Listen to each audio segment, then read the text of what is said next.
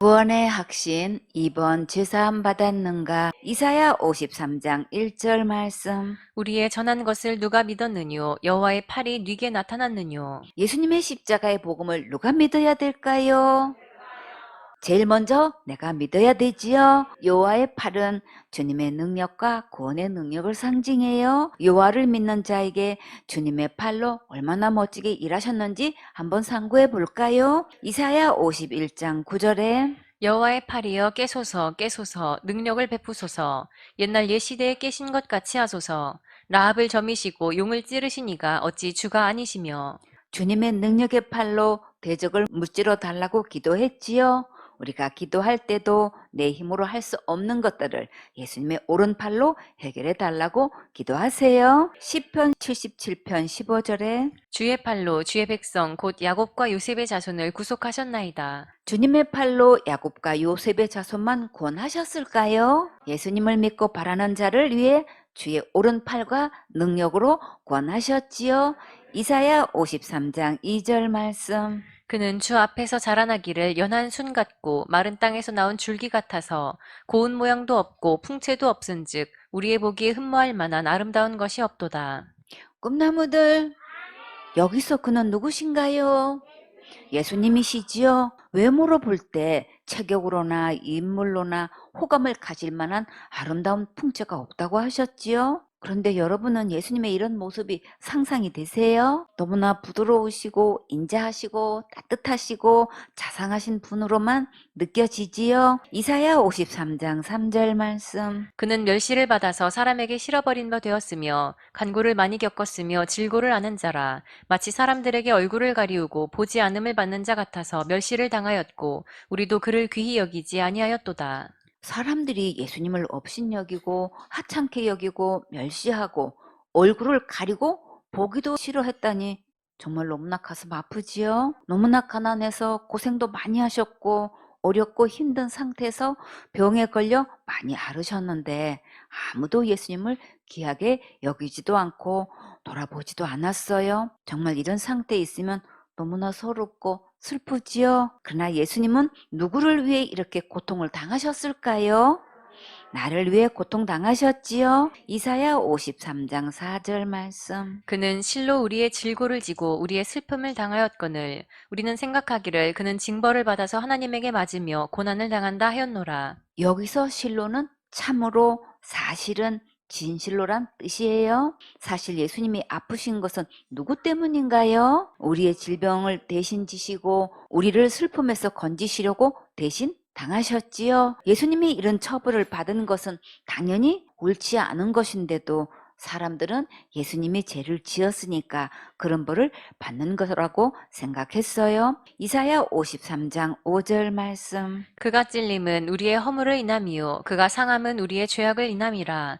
그가 징계를 받음으로 우리가 평화를 누리고 그가 채찍에 맞음으로 우리가 나음을 입었도다. 예수님이 찔린 것은 우리의 잘못 저지른 실수 때문이고 예수님이 몸이 여의어 축이 날 만큼 상한 것은 우리가 나쁜 죄를 지었기 때문이에요. 예수님이 징계를 받으셔서 우리가 하나님과 평화를 누리게 하셨고 예수님이 채찍에 맞으심으로 우리가 질병에서 치료를 받을 수 있게 되었어요. 사람들이 의사에게 처방을 받아 약을 복용해서 치료가 되거나 자연적으로 치유가 된 것은 모두 예수님께서 채찍에 맞아 주셨기 때문에 치료된 거예요. 이사야 53장 6절 말씀. 우리는 다 양 같아서 그릇 행하여 각기 제 길로 갔거늘 여호와께서는 우리 무리의 죄악을 그에게 담당시키셨도다. 꿈나무들, 왜 우리를 양 같다고 하셨을까요? 양은 고집이 많아요. 여러분도 한 고집 하지요?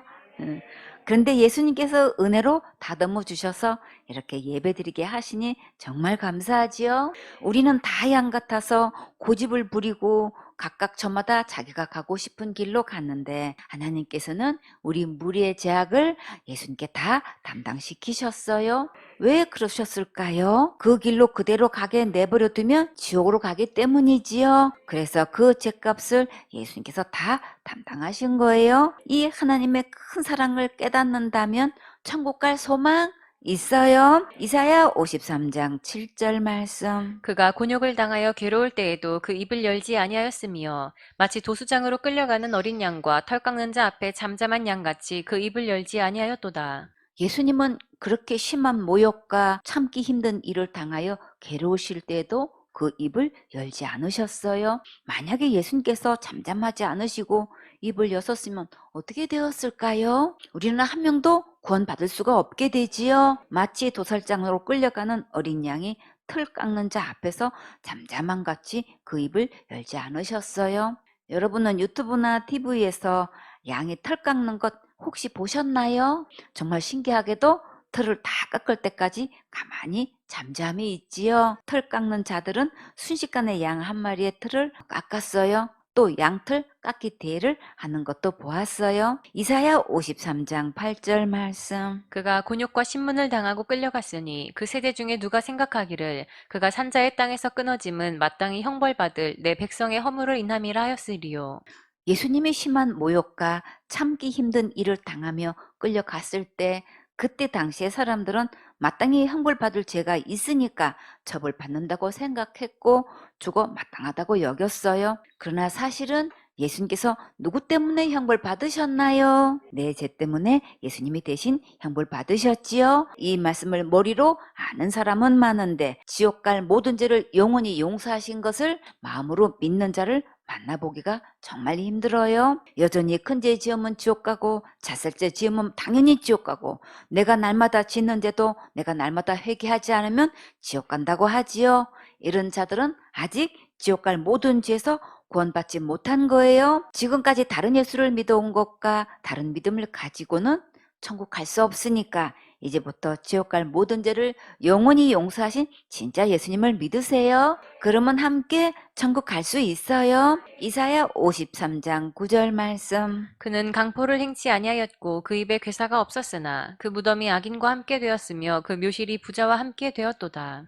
예수님은 사납고 우악스럽게 행한 적도 전혀 없으시고 그 입에 간사스러운 거짓으로 남을 교묘하게 속이신 적이 없으신데도 예수님은 악인처럼 취급을 받고 공개처형 당하시고 무덤에 들어가셨지요. 이스라엘 무덤은 대부분 지하에 계단을 내려가서 무덤이 있는 것을 볼 수 있어요. 교회 건물 지하에도 무덤이 있는 곳이 있고 동산 지하에 무덤이 있는 곳도 있어요. 그 묘실은 부자의 묘실이었는데 누구의 묘실이었나요? 아르마데 사람 요셉의 새 무덤이었지요. 요한복음 19장 38절에 아리마대 사람 요셉이 예수의 제자나 유대인을 두려워하여 은휘하더니 이 일 후에 빌라도더러 예수의 시체를 가져가기를 구하매 빌라도가 허락하는지라 이에 가서 예수의 시체를 가져가니라.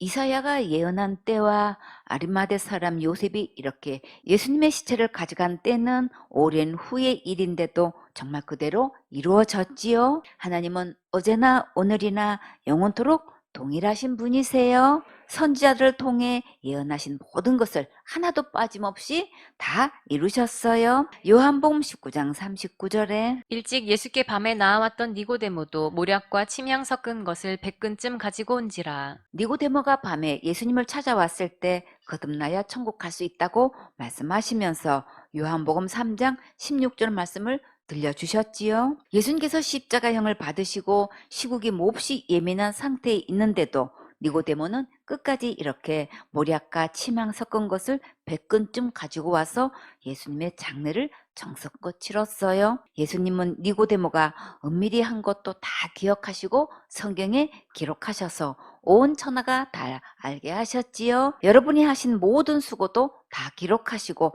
반드시 축복해 주셔요. 우리도 니고데모처럼 귀하게 쓰임 받으면 정말 좋겠지요. 여러분도 부자 요셉과 니고데모처럼 귀하게 쓰임 받고 싶으면 크게 따라하세요. 다 같이 텔레비전에 내가 나왔으면 정말 좋겠네. 정말 좋겠네. 성경 말씀에 내가 나왔으면 정말 좋겠네. 정말 좋겠네. 생수원의 식구들은 모두 주와 복음을 위해 더욱 힘쓰는 자가 되어서 더 많이 심고 더 크게 심어서 축복받는 멋진 주인공 되세요. 마가복음 15장 43절에 아리마대 사람 요셉이 와서 당돌이 빌라도에게 들어가 예수의 시체를 달라 하니 이 사람은 존귀한 공회원이요 하나님의 나라를 기다리는 자라. 공회원은 로마 제국 시대에 있던 유대인 의회의 의원을 말해요. 아리마대 요셉은 부자일 뿐 아니라 사내들인 공회원이었어요. 지금 우리나라로 말하면 국회의원 정도로 생각하면 이해하기 쉽겠지요. 마가복음 15장 44절에 빌라도는 예수께서 벌써 죽었을까 하고 이상히 여겨 백부장을 불러 죽은 지 오래냐 묻고 백부장에게 알아본 후에 요셉에게 시체를 내어주는지라. 요셉이 세마포를 사고 예수를 내려다가 이것으로 싸서 바위 속에 판 무덤에 넣어두고 돌을 굴려 무덤 문에 놓음에 때에 막달라 마리아와 요새의 어머니 마리아가 예수 둔 곳을 보더라. 이사야가 예언하신 말씀대로 정말 부자 요셉의 새 무덤에 예수님을 모셨지요. 요한복음 19장 40절에 이에 예수의 시체를 가져다가 유대인의 장례법대로 그 향품과 함께 세마포로 쌌더라. 예수의 십자가에 못 박히신 곳에 동산이 있고 동산 안에 아직 사람을 장사한 일이 없는 새 무덤이 있는지라. 이날은 유대인의 예비일이요 또 무덤이 가까운 고로 예수를 거기 두니라. 이사야 53장 9절 본문 말씀에 그 묘실이 부자와 함께 되었도다.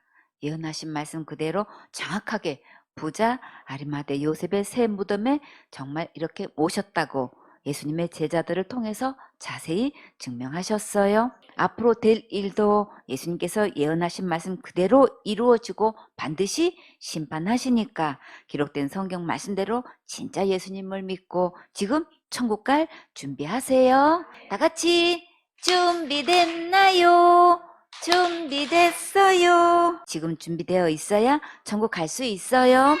준비는 믿음으로 하는 거예요. 이사야 53장 10절 말씀. 여호와께서 그로 상함을 받게 하시기를 원하사 질고를 당케 하셨은즉 그 영혼을 속건제물로 드리기에 이르면 그가 그 씨를 보게 되며 그날은 길 것이요 또 그의 손으로 여호와의 뜻을 성취하리로다. 하나님께서 예수님을 상하게 하시고 병에 걸리게 하시고 백성의 범죄를 용서받게 하기 위해 대신 속건 제물로 드리게 하셨는데 하나님의 뜻대로 예수님은 십자가의 고난을 받으시고 후에 많은 하나님의 자녀를 보게 되셨어요. 그리고 예수님의 후손들이 행복하게 오래오래 영원토록 왕 노릇하며 살게 해주셨어요. 모든 것이 예수님의 말씀대로 반드시 이루어져요. 윤리 도덕이나 학술이나 교리나 신학이 기준이 아니고 오직 예수님의 말씀만이 진리시고 기준이세요. 그러니까 내 모든 고정관념과 이론과 상식을 내려놓고 오직 예수님의 말씀대로만 믿고 순종하세요. 이사야 53장 11절 말씀. 가라사대 그가 자기 영혼에 수고한 것을 보고 만족히 여길 것이라. 나의 의로운 종이 자기 지식으로 많은 사람을 의롭게 하며 또 그들의 죄악을 친히 담당하리라. 예수님이 십자가에 죽기까지 고난 받으시며 수고하신 그 모든 것을 보시고 마음에 흡족히 만족하셨어요. 무엇 때문에 이렇게 만족하셨을까요? 그것은 많은 사람을 의롭게 하시고 지옥 갈 모든 죄에서 구원하셨기 때문이에요. 이사야 53장 12절 말씀. 이러므로 내가 그로 존귀한 자와 함께 분깃을 얻게 하며 강한 자와 함께 탈취한 것을 나누게 하리니 이는 그가 자기 영혼을 버려 사망에 이르게 하며 범죄자 중 하나로 헤아림을 입었음이라. 그러나 실상은 그가 많은 사람의 죄를 지며 범죄자를 위하여 기도하였느니라 하시니라. 예수님께서 영혼을 구원한 자들을 존귀하게 하시고 많은 상급과 많은 전리품들을 나눠 주신다고 하셨어요. 예수님은 기꺼이 자기 생명을 바쳐 범죄한 자처럼 사형 선고를 받으셨지만 사실은 많은 사람들의 죄를 짊어지셨고 죄인들이 모두 구원의 선물을 받아 천국 올 수 있도록 기도하셨다고 하셨지요. 이렇게 이사야를 통해 예언하신 모든 말씀대로 정말 친히 몸으로 오셔서 십자가에서 다 이루셨고 우리를 지옥 갈 모든 죄에서 영원히 구원하셔서 확실하게 천국 가게 하셨어요. 오늘부터 이 진짜 예수님을 믿고 다 같이 천국 가셔야겠지요. 아멘.